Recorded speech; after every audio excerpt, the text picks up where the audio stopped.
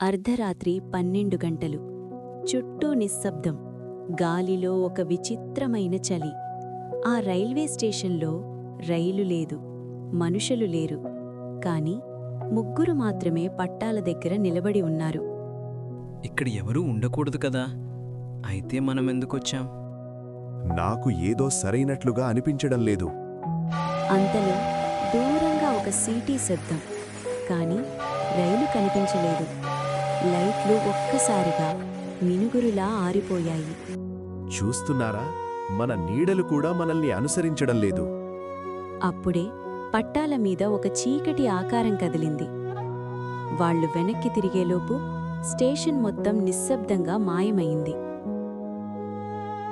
మరుసటి రోజు ఆ స్టేషన్లో ఎవ్వరూ కనిపించలేదు. కాని రాత్రి 12కు ముగ్గురు నీడలు మాత్రం ఇంకా అక్కడే ఉంటాయని చెప్పుకుంటారు. ఇలాంటి భయానక కథల కోసం లైక్, షేర్, సబ్స్క్రైబ్.